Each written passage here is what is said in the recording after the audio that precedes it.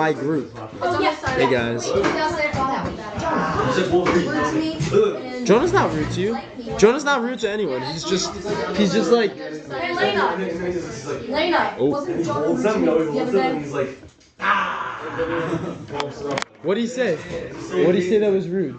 I think the difference is you're confusing like indifference with rudeness. I'm not confusing anything. He's just Oh, nasty okay. and salty towards me. Okay. He's not nasty, but cool. Okay, then Lena's lying too now. Rebecca, man, how you doing? Lena doesn't want to be involved. calm down, guys. Can I shut the window? It's like really cool. It's frigid. So guys, stream. I just want everyone to know it's just happening. I don't know. People are gonna be shivering in a minute. Let's make it full screen. So I'll basically, lower it. Mia said that Jonah was really rude to her, that my whole group's rude to her, but like gang, talking about gang. Alright, how's Like everyone? rude. You see that I put a note out to bring your no tissue books. Did anyone do it? Oh, I forgot. Oh, mine's in my locker. I saw I did not. right when I got out last Bro, we're gonna tell you what for like. I have the PDF too, but I know sometimes it's easier just to read the book. I'm more of a PDF. I'm a PDF guy too. I like to do like the free PDFs. Free PDFs. It's like for those books like Huck Finn and all those. Whoa. My bad. What about them? So like. I just like the PDFs. My bad for like the PDFs, I guess. Like big thing. I think we can stop that. So big.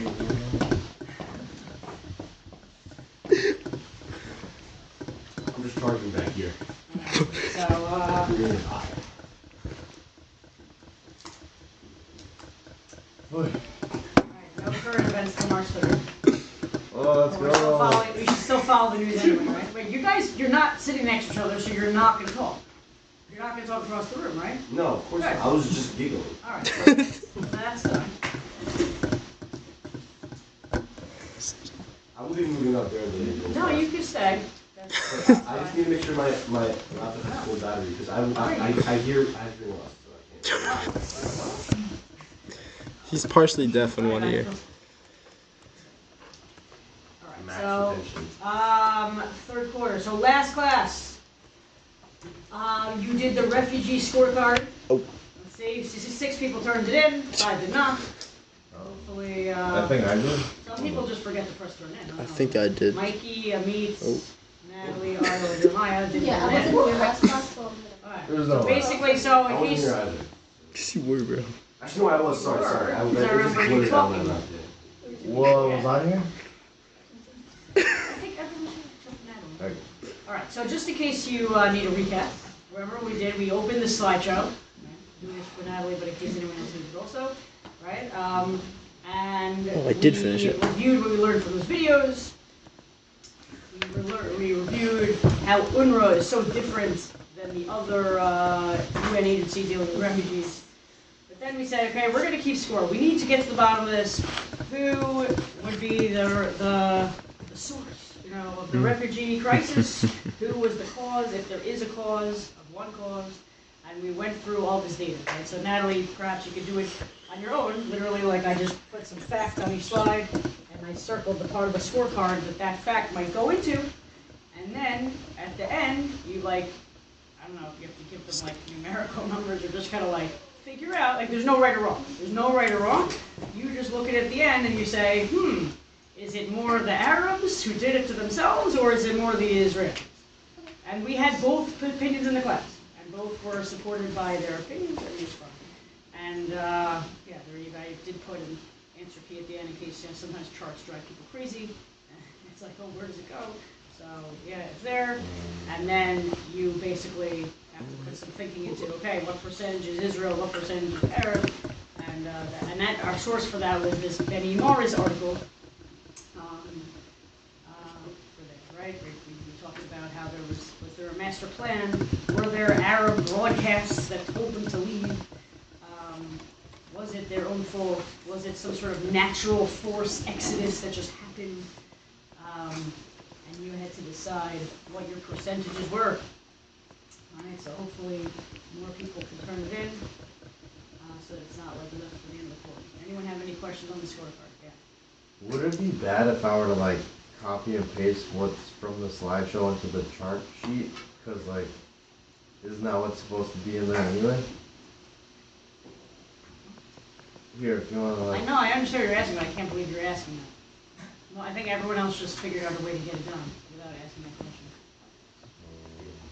Is that a problem if I do it, or I don't know? Or should I just?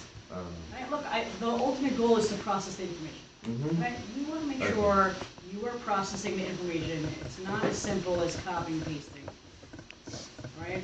We don't want you to get Those are all hung fade. up on information, but you have to figure out how to weigh what each side is doing and process what you think is more one side than the other. Alright. And put a percentage, and maybe even the reason why you think that, and very good. Right. Okay. We discussed it in class, or you had told me 50-50, someone said 70-30, someone said 40-60, 60-40, you know. I was 71. Oh, 29. Cool, man. Cool story, bro. All right, so, now in case The button? we don't want to be accused of being too biased or relying only on one source, so we can't ignore our friend Noah Tishby. Are you really the last person to find out about the Skip Ads Forever button? This is Pi, and if it sounds familiar to you, it's probably Ice, nice to meet you. Ice, I'm Sage. Nice to meet you. Nice to meet you. What I like about I'm her so account is sorry. that Welcome she to the very button, much takes speed into dating account show. how When the cities button are lights up behaving. red, either player may press it and swap out their date for a new person. But she Get outta does here. point blank If two very people clearly. can last on a date for 10 minutes, they win an all expenses paid second date. This is the button. Text is here, it could be the PDF, Noah Tishby chapter 6. What's in the bag? Just my workout stuff. I usually bring this. This is my workout backpack. Yasmin, Yes. And then you have is he your type? here. I think so. What do you like? The tattoos. Thank you. Yeah. Quentin also really likes ASMR. Oh yeah. He wants a woman with a sensual voice. Oh my god. I think it's really hot when a woman can talk with a nice tone. Do you like when girls whisper in your ear? I mean, yeah, I You want to mean, whisper in his ear? Sorry, Jim. I like the idea of the it is going wonderful.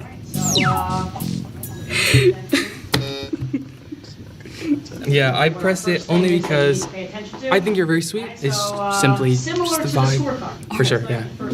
She's going to go through Quentin, what what did she you sees as really the press Arab it? rule. I just didn't really find physical attraction so much. What's your type? Someone nice and Brutal realities of war, I think. round, I guess. I don't know. Hey there, nice to meet you. Nice to meet you, My name's Ice. Ice? Ice. Yeah, my name's Quintus. Hi, Yeah. nice to meet you. Nice to meet you too. How I are like you? your energy. Oh my god, thank you. I like yours. Thank you. Ice is looking for an artist. Oh, an artist. I have never really drawn so much. Well, but- like any kind of art. So I have actually grown. I never had an art growing up. In Oh. fact, so like some people play an instrument. I don't play an instrument. Some Okay. people draw. I Okay. don't draw. Okay. So my passion just so happens to be like beverage making. So yes, I've been trying to get Okay. into bartending, and Okay. I have been like a boba manager before. So I've been in the beverage making area for a while. Okay, and do you have a favorite beverage to make? Well, right now I'm just starting to get into like bartending, so I don't know any alcoholic beverages to make off the top of my head. But it's like I'm a big fan of boba. Okay. Yeah. Are you attracted to each other? I would say yes. I'm actually very attracted to you. You're very Oh, sweet. Yeah. thank you. Yeah, no problem. Yeah, I'd say yes too. Yeah. Yeah. I would like to ask, what do you find attractive about me? Oh gosh, you asked me such a. Well, I'm. Okay. I'm so sorry. No hard feelings. I got nervous, so I thought I would just press the button. No worries. No worries. I mean, I think you're very attractive, Yeah, but no problem. have a good day. You too. Ice, nice to meet you. Ice, I'm Ice, Sage. nice to meet Yeah, you. nice to meet you. How are you today? I'm fucking awesome. Oh, fuck I'm me. so sorry. Well, that was Hey, way hard. It was nice to meet you. Where did you give him the boot? His handshake wasn't firm, and that made me feel uncomfortable. If you push me again, you're gonna eject yourself from the game. Okay. How are you today? I'm good. How are you? I'm good. I'm good. Where are you from? Like here? What's your like ethnicity? Filipino. It's so interesting when people ask me when this What did you think of that question? I don't like that question personally. I think it's weird, but I just like to know like people's cultural background. She's very descriptive and she kind of handles each like. Really Thanks for the commentary. It's good also, is she doesn't go on too lengthy, like she pretty much says, okay, the Jews did this. And then that one time. Yeah. Alright, so what are we putting in our charts?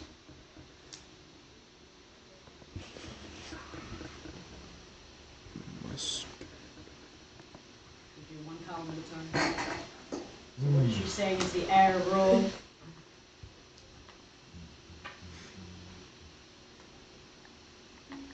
You're looking for reasons why they left, right? Like the economic, because we know like the rich people left first, so like there's economic Like disparities maybe? Yeah. Right, so the wealthier Arabs left first. Right, she says, right, some left because the Arab countries told them to, others because the brutal realities of war, that's the part I filled in for you. Wealthier left first. And then she says, as a full-on exodus, as Arab leaders started calling on their brothers to evacuate. And so she does say that they started calling on people to evacuate. But I think this goes in line with what Benny Morris is saying.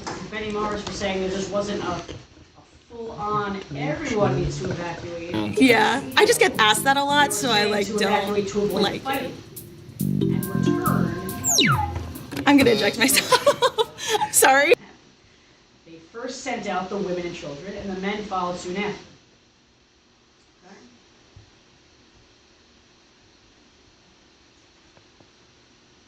Why can't you stay organised? I've experienced this myself, and it's called chronic impulse control, where you prioritise short. The 2006 volleyball incident. On July 2nd, 2017, an anonymous user posted a thread on 4chan's paranormal board saying, "How does one live after taking the red pill on the 2006 volleyball incident?" Now, if you're wondering what that incident was, it's a strange and disturbing story. The post was referring to a supposed mass shooting where a gunman killed 14 people during a high school volleyball game in either South Dakota or Nebraska back in 2006. But here's where things get strange. If you search for any information about it online, you'll find nothing. No news articles, no official casualty reports, nothing. Just conspiracy theory websites and the occasional Reddit post asking if it even happened.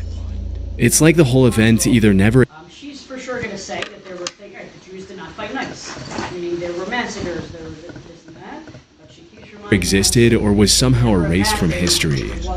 But despite the silence online, there are many people who claim they remember hearing about it.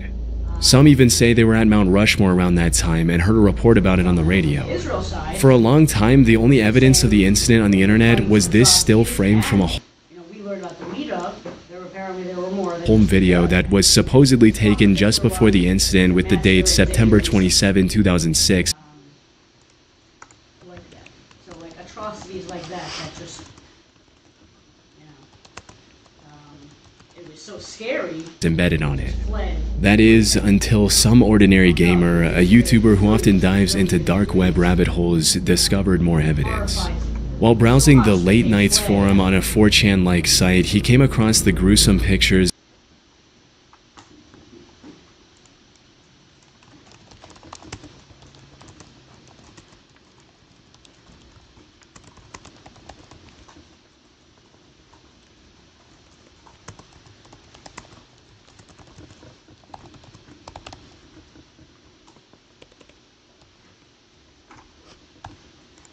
of a bloody school gym that were allegedly taken, many stab wounds on his back. Not for relief. I think I remember Allegedly was this. He came across the gruesome pictures of a bloody school gym that were allegedly taken soon after the shooting had already happened.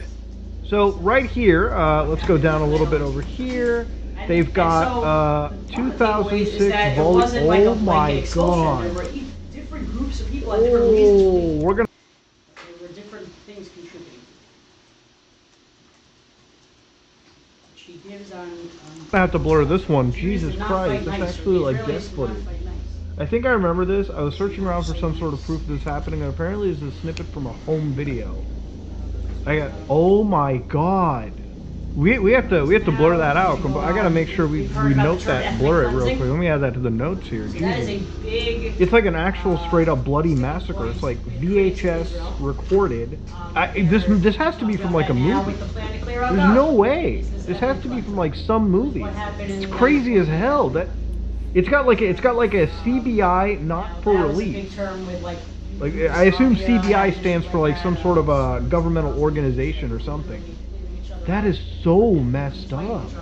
I feel like I should have known this or something.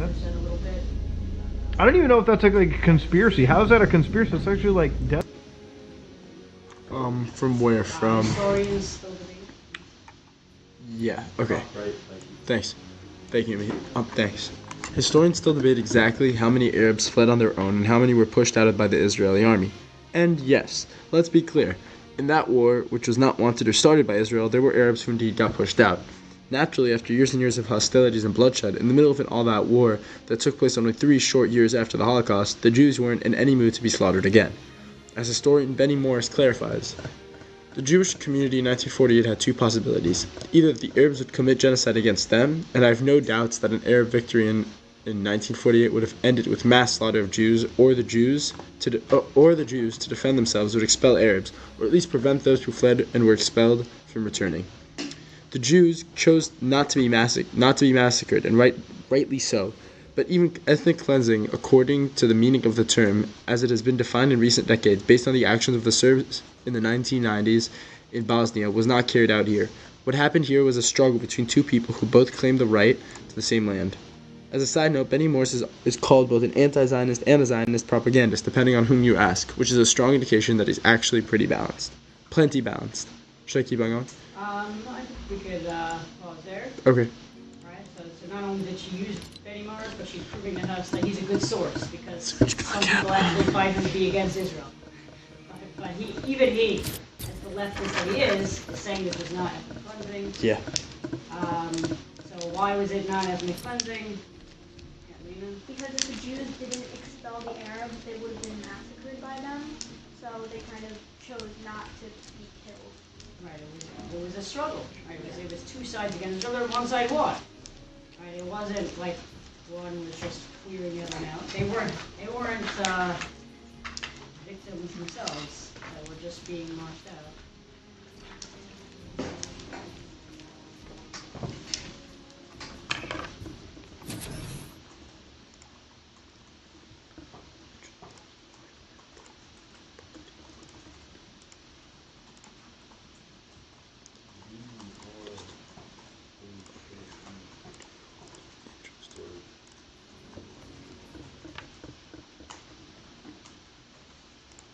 Kind of like a kill or be killed situation. Yeah. It was like self-defense of a people. Yeah. And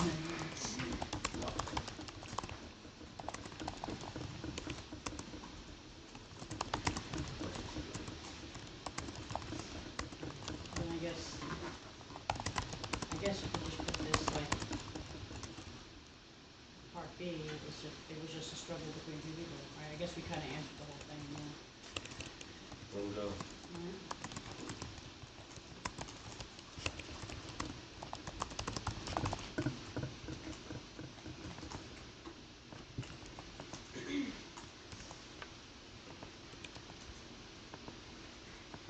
She quotes Betty Morris again, which is the quote I think I put on your paper. As late as March 24, 1948, the High Command of the Haganah instructed all its units to recognize the full rights, needs, and freedoms of the Arabs in the Jewish state without discrimination and striving for coexistence.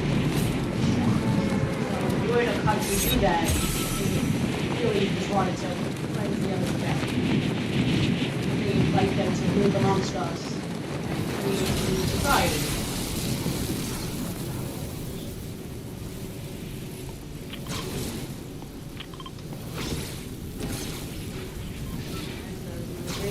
False.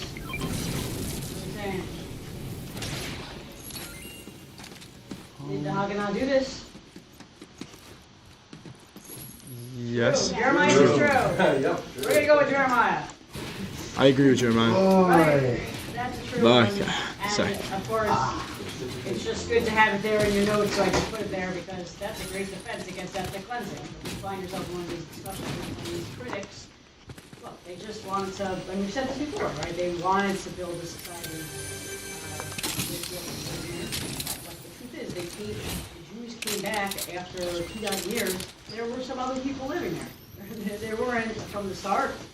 There was no interest in the beginning. Don't you know? They were from the start interested in what we saw from the Ben Shemin youth villages.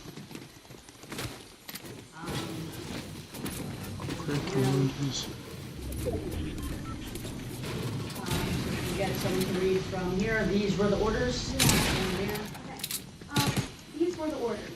Did some commanders on the field push people out? Yes.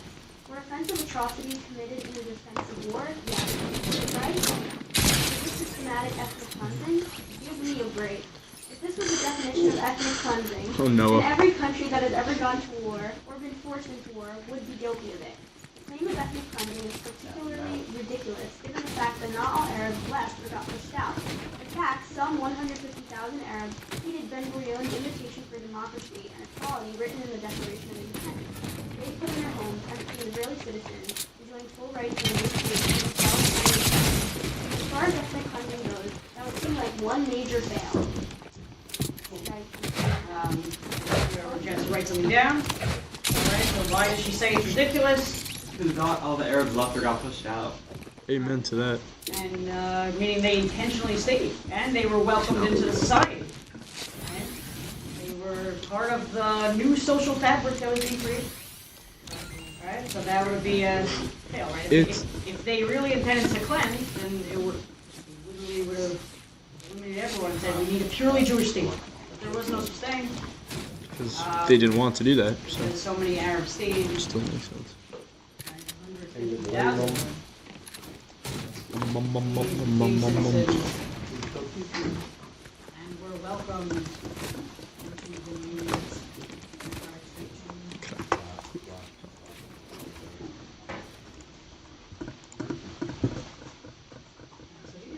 These are good like taglines to keep with you because and not only will you maybe find yourself in conversations with non-Jews who want to say all this stuff, but you're going to encounter Jews who are on the fence, who are like, they want to, not like Israel, they don't know the facts, right? So, it's your duty to make sure that they... Yeah, and that's probably the people He said duty. you'll probably talk to the most, the Jews who are on the fence about what's the thing. Always the Jews. Yeah, Jewish college students. I don't know what students. Public school kids, wherever they're from, I don't know. What's the next thing we're looking at here? So now she's going to start pointing fingers at countries. Should they have taken people in? So she mentions Lebanon, but I think she also, in that, if you read between the lines, I think she's also talking about Egypt, Turkey, Jordan, like all the countries she just talked about. Could have helped the refugees, but did not. So she's going to say what they did or didn't do that cemented the refugee problem and used these people as pawns. It's almost like getting us to think about it then, like if it could have been solved in the 1950s, let's say, this could have happened. But like today, it's so far gone. Like I don't know what we've done to these people other than give them a state. Like we can't like go back and fix what happened in the 1950s. That's what it should have been. This is what cemented it. 11 FPS.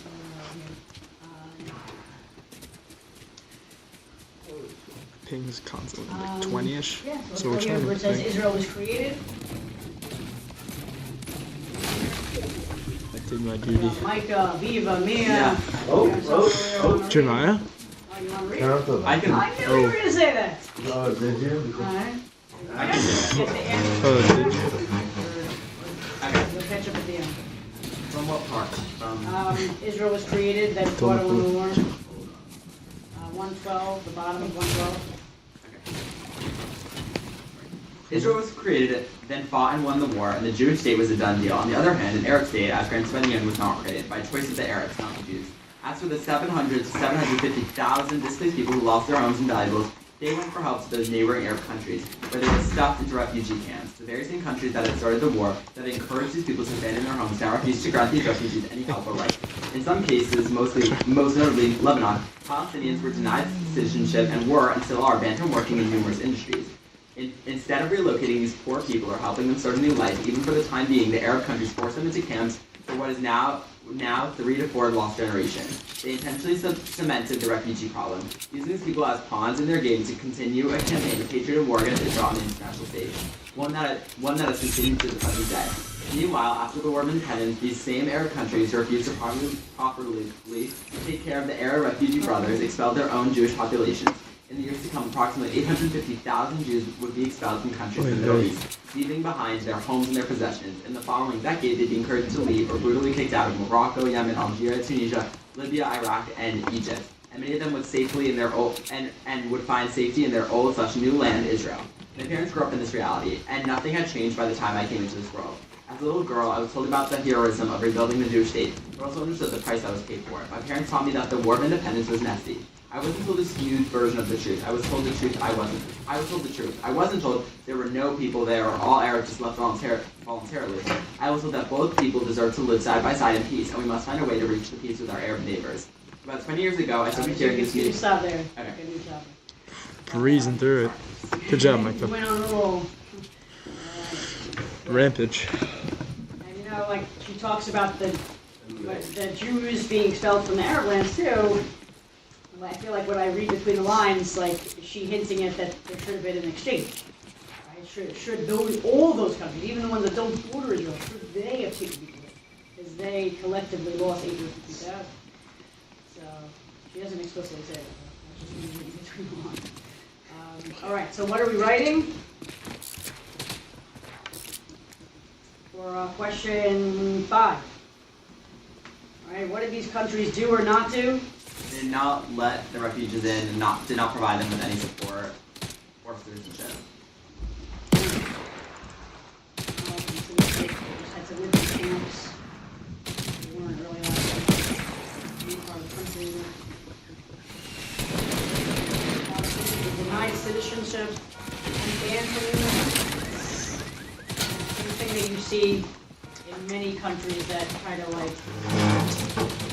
discriminate against a certain ethnic. It's so interesting because it's like they really are cementing the refugee problem for like their own. Like Palestinian people are like a political pawn for a lot of these Arab countries. Like they just are. It's almost like there's a lot of issues like here in the United States that I think like politicians just like don't really want to fix, but they get people out to vote. Like a lot of people say that's like. I mean, not to get political, but like for the Republicans, like the border crisis, because 90% of Americans think it's an issue, or like for the Democrats, it's like Roe versus Wade, because 90% of Americans think that's an issue. So like even though like they might have the power to do something, they're not going to because it gives them political power. So it's like the same with the Palestinian people. Like it gives like people like obviously like these people like that were forced out of their homes, and now like have no rights living in these countries. It's bad, but they're not doing anything to help them. They're just blaming it on Israel. Think about it. Let's say it's like 1955. We also learned that some of these people came from like in the 20s and 30s. Like they hadn't been so far removed from those countries. They probably still had cousins in those countries. Cousins. Oh, okay. So understand like if someone came from Turkey to work on a kibbutz or something in Israel in the 1920s or 30s. And then they had to leave in 48. Would it have been so terrible for them to go back to that country? No. It could have been the same people even, or their children. Right? So they used to come from those countries. Those were the countries they came from originally. So it would make sense to take them back. But it had become like this political thing, just like we had learned in those videos in the first quarter. It was like something to contradict Zionism. They wanted to prevent it from. What? No, nothing. They've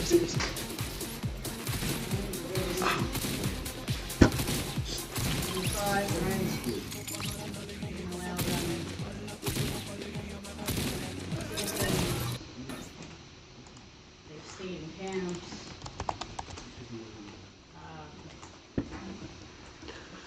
is cold. And you see this today, I don't know if you're following the news. No. President Trump was supposed to meet with the King of Jordan Yeah. about his plan to take in refugees.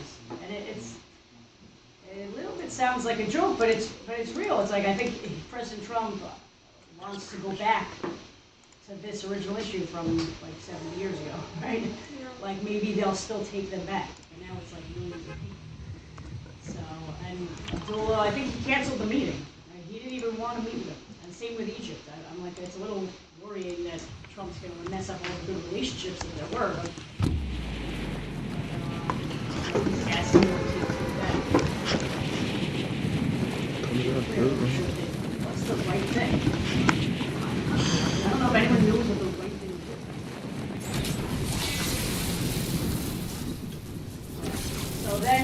So that's that issue. Then she talks about this term Nakba. Right? You guys have, I feel like it's been used more and more recently. So she's going to talk about this, but I thought this was so interesting. How it became a thing. We are hearing it floating around. Nakba, the disaster, the catastrophe. It's now a holiday, May 15th. Holiday? It's a holiday? Some people, I mean, Arabs and Palestinians mark it.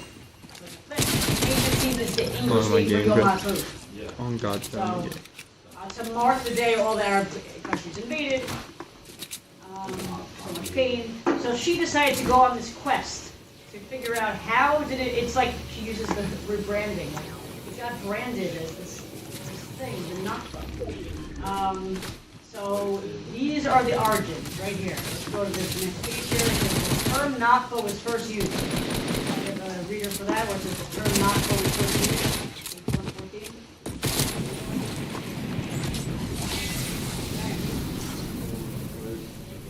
Top of page 114, page 3 of the PDF. The term Nakba or Nakba?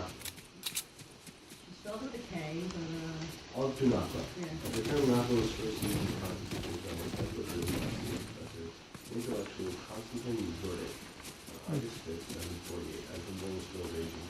Surprisingly, in that context, Jordan does not refer to the Nakba as something the Israelis did to the Arabs, but as a self-inflicted and humiliating wound caused by the Arabs themselves. As the word here, Professor Jordan was not some Jew-loving pro-Zionist. In fact, he couldn't have been clearer about his position with respect to Israel as a Zionist enemy. The term we will continue to hear from the Ayatollah of Iran and the Hezbollah.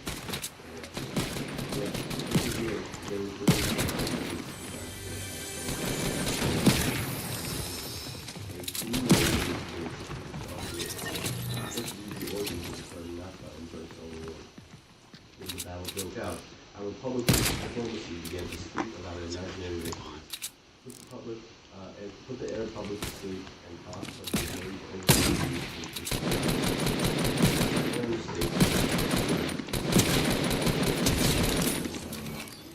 that was pretty well known in the Arab world at the time, as Arab people avoided even using the term Nakba altogether. Furthermore, in exactly 56 books, facts on the country of Palestine, Good job. Muhammad Amin al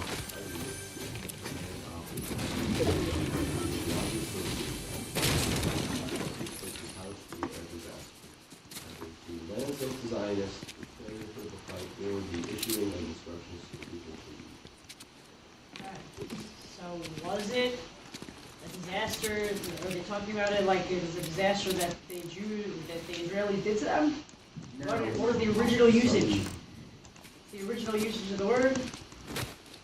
That, like, the Arabs caused their, like, damage.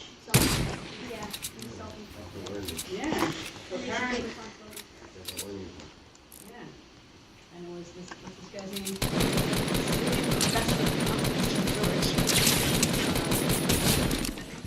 I guess he was trying to be reflective and point out, we're taking on this. It's a bit of responsibility, which is a bit, honestly, a bit surprising.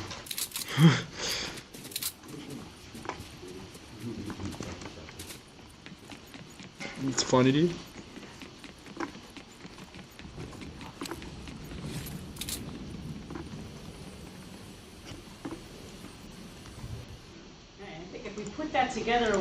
the new history was saying about the war we learned about the David and Goliath thing, how the Arab armies attacked, but they hadn't prepared their people. And they're fighting against an Israeli army that was well prepared. So by standing up for their own Arab nationalism so much to the point that they just wanted to attack from all sides even if they weren't prepared, they lost. And at some point, maybe he's just calling them to evaluate what they did. You brought that on yourself. You told these people to leave. You sold land to them. Right? You sold the land to them. You told them to leave. It's you, the Arabs. You brought the Nakba on yourself. So it was like a negative thing. It was seen as a negative word. It wasn't something to celebrate on May 15th, like, oh, feel bad. World, feel bad for us, world. This was the day we became refugees and our land was stolen. No, it was decades leading up to that, and then the Arab nationalism got it. It was like an ego thing. They fought and they fought, and the Arabs brought it upon themselves. What are you saying? We must admit our mistakes. Right, it says here, through land sales to Zionists, failure to put up a fight with the issue of instruction.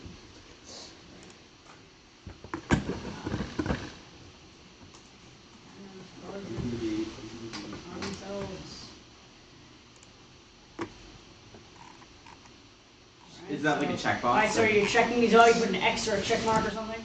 Or how many of the three are you checking off? Yeah, all three.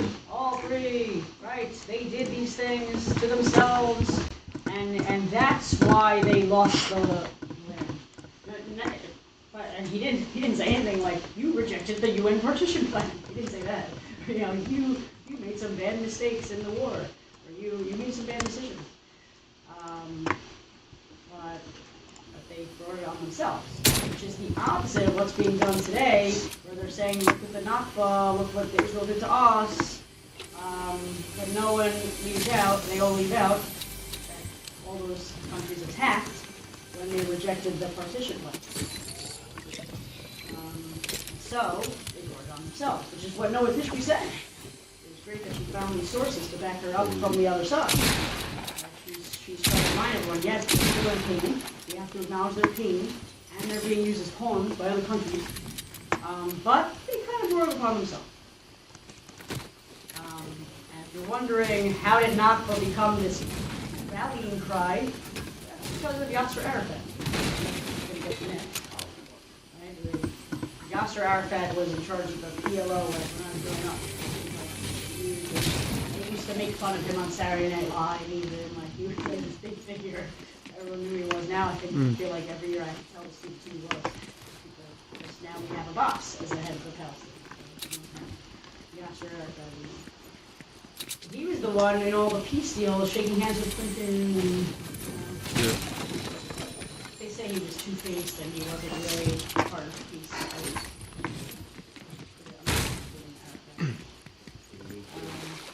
You're an expert? No, You're an expert? I wish I was. Yeah. Alright, so let's read about Yasser Arafat here. Yasser Arafat knew branding is everything.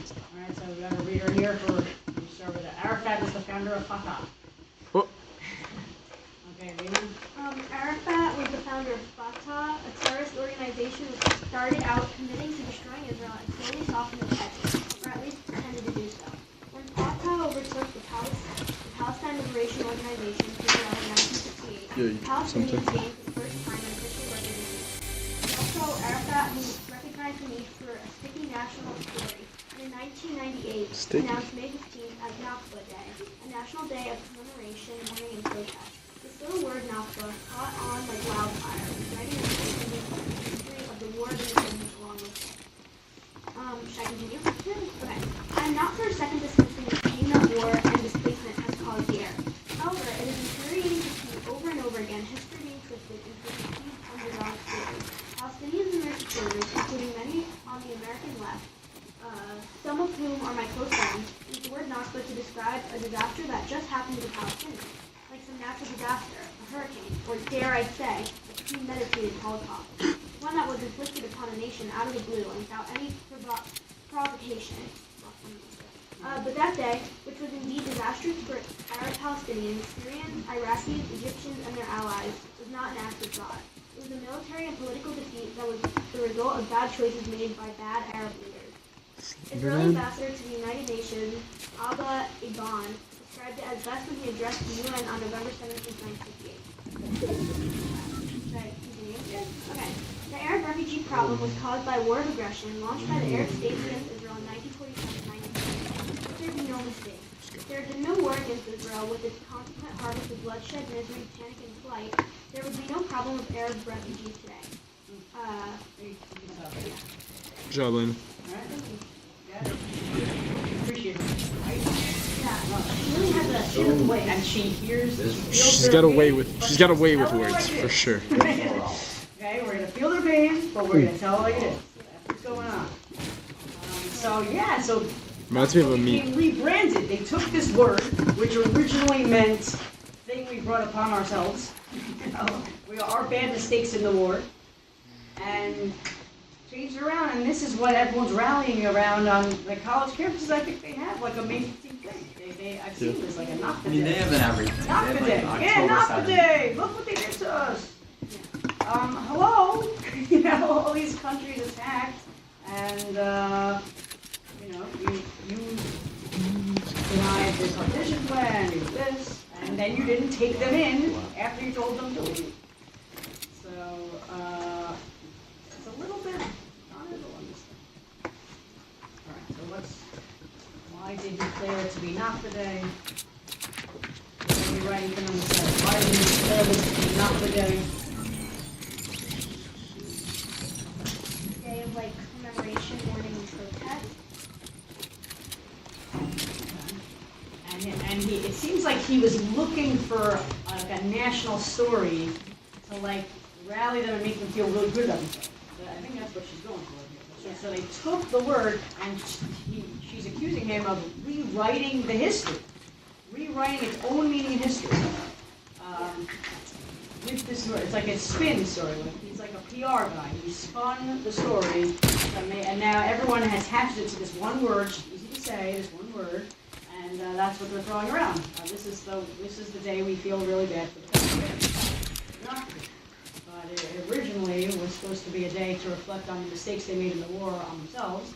And now it's this is the underdog. We have to feel really bad for them. And then this is their national story. So like kids growing up in Gaza or West Bank, this is what they're growing up with. This is what happened to us on May 15th, 1948. It happened to us. We're not studying the full story.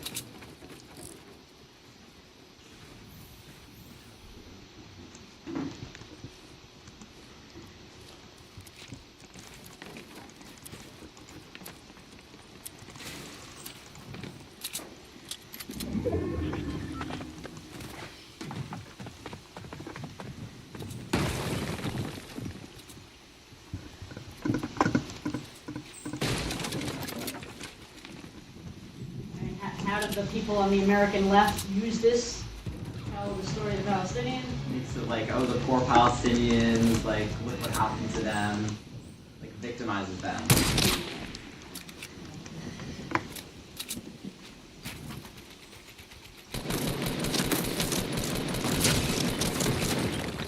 And out of the history the mistakes that the Arabs made. So no one thinks of those things. I lagged.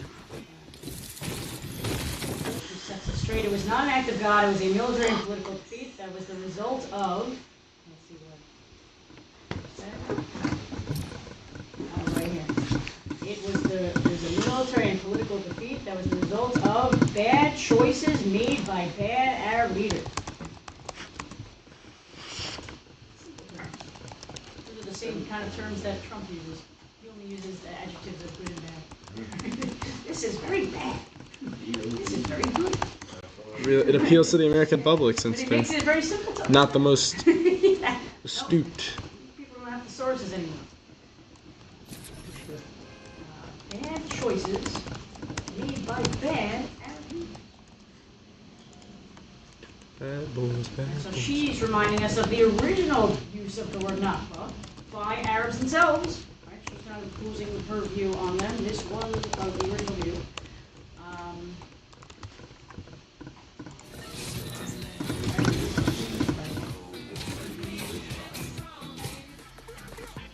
Once you determine the responsibility for the war, you have determined the responsibility for the refugee problem.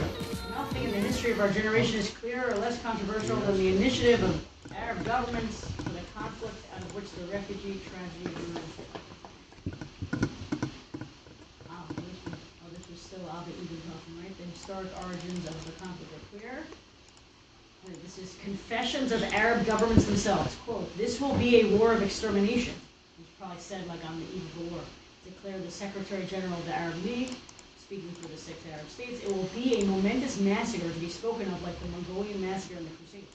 So they convinced themselves with their big egos that they were The 2006 volleyball incident. On July 2nd, 2017, an anonymous...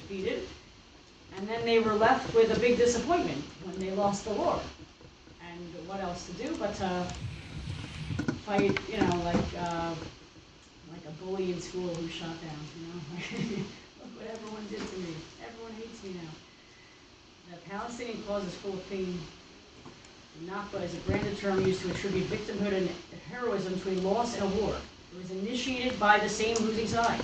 If the Arabs had agreed to the UN partition plan, no war would have happened, no Nakba would have happened, and maybe we would have been living in peace ever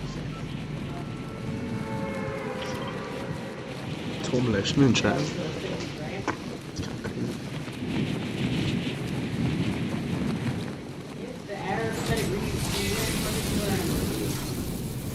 Junk Junction.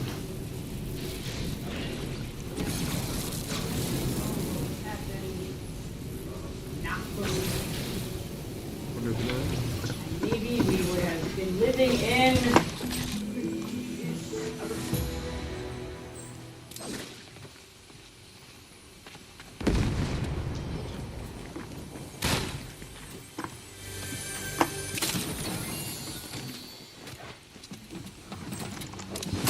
Everybody go back.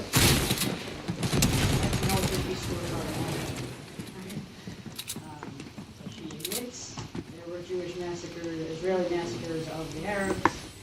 Arabs not made these initial mistakes. They would not have been enough.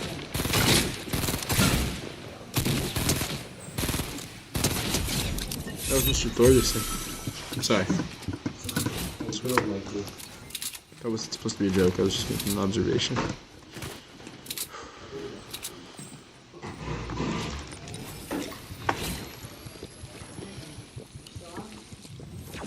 Wait, can you scroll up? Yeah, I'm good.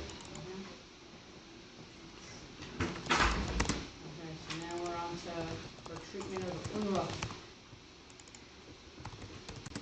More interesting stuff going on here. Alright, so what are we looking here? So, some of this we know from what we learned already, right? You have the UN has 2 agencies, right? You have the UNHCR, High Commissioner on Refugees for all the other refugees of the world. And she actually did this number crunching here. She figured out that at that time, in the 1950s, there were 10,300,000 refugees because of World War II. And World War II created nearly 10 million refugees. But 700,000 for UNRWA. It's so interesting though because even after like all of the like Jewish refugees that were forced out of their like country, like the UN didn't provide any support to Israel to resettle them. Like it was up to Israel to like, even though they were forcibly displaced from their homes, like it was up to Israel to fund their. I guess all the fundraising that they're doing, whatever money, KNF money, or whatever was being raised.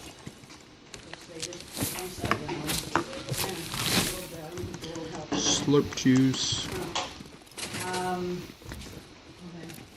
Yeah, so this we can skip this. This is just the introduction, which you already sort of know from the videos of these 2 agencies. The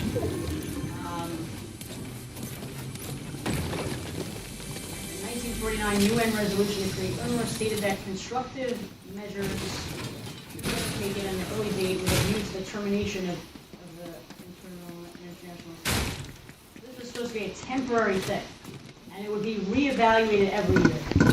70 plus years later, UNRWA is now a huge organization with an annual budget of about $1.2 billion. And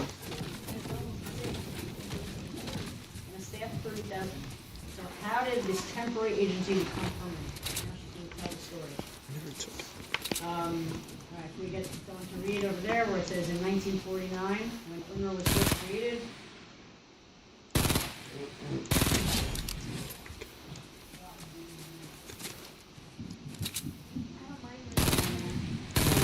Aviva, Mia, you guys want to read?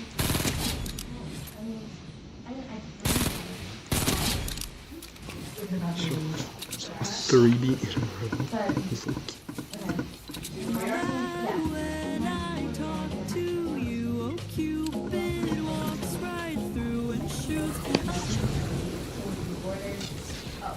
Borders were being redrawn and people were dealing with the aftermath of the war.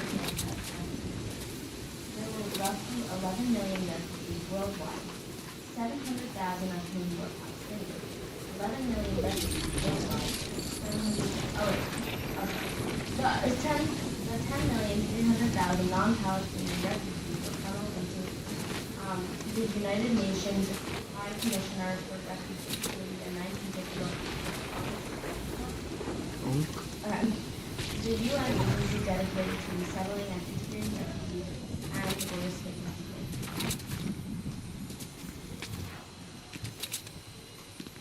Okay. So these might be things you put in your chart, right? Well, UNHCR is working on getting the number of refugees down. The UNRWA number is going up. And now UNRWA has 5.6 million refugees on the board.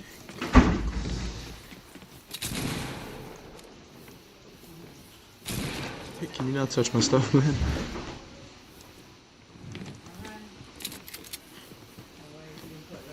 Numbers going up.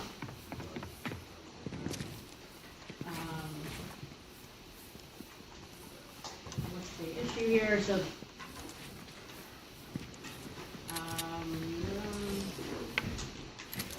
actually, it lists the issues, which we've gone through in all these videos, right?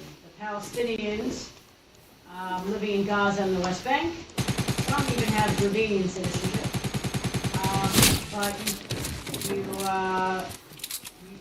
normally you can't be a refugee if you have citizenship somewhere else, but these stateless people, they're stateless people, so they're being considered. And UNRWA automatically counts as refugees the people who are now 3/4 generation.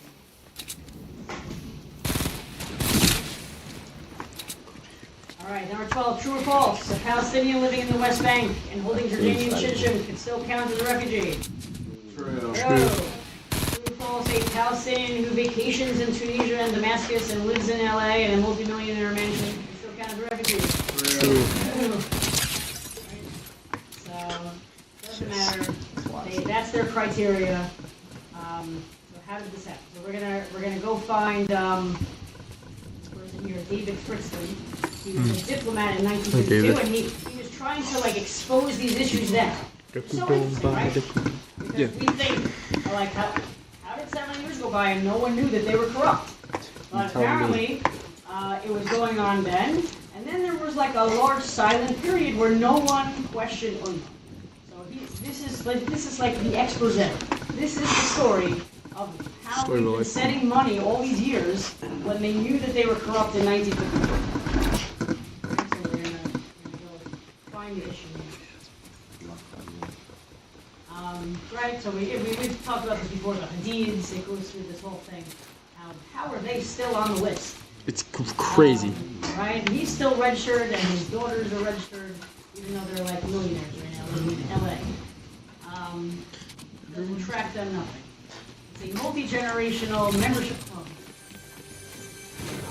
Okay, so here we are, David Fritzley. Bottom of 118 here. For some time I have been disturbed over the failure of UNRWA to accomplish anything substantial in Jordan in the form of refugee resettlement. Vast sums of money were being invested month after month to sustain the refugees. He's trying to tell the world this. Back then, no parallel effort to make them independent and remove them from the list of aid recipients. The Arab states need to explain to the refugees that despite their promises, it was unlikely that many of them would ever return to their former home.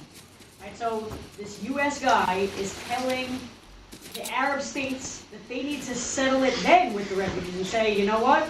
You're not going to be able to go back. You're just not going to be able to go back to Israel. Okay? We can't sustain you anymore. He was saying call it off in 1952.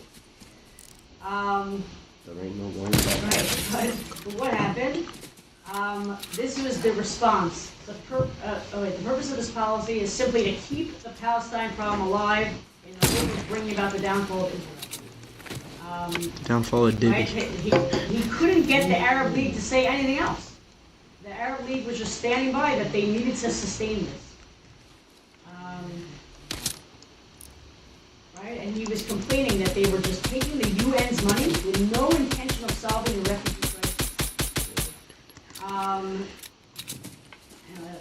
This part's interesting. So you know who Don Corleone is in Godfather movie? Of course, Yeah. Don Corleone. I'll make you an offer you can. Okay? So she's referencing him here. They knew that the agency had failed to fulfill its original purpose and were working towards dismantling it. When they experienced a scene that would have made Don Corleone proud, what happened? The Saudi ambassador comes. Maybe I'll summarize this at the end. This guy Abdullah Al-Khayal. He says to them, he's talking to all the U.S. representatives. The abolition of UNRWA, which is on the table. If people legitimately wanted to end it then, because they feel it as well, it would have bad echoes in Arab countries. Okay. What were the U.S.'s past mistakes, Mr. Khayal? What were you talking about? He says to them, you supported the UN partition plan. Listen, so what's the mafia thing? What's she talking about? So because you supported the partition plan, the U.S. and the U.K. have now crossed the Arab world, and this is the last line of 119. If they wanted oil or allegiances or strategic military intel, they had to pay for it. He said he would not sit down with the Israelis. No one would talk with the Israelis, full stop. So essentially this $1.2 billion was the international community's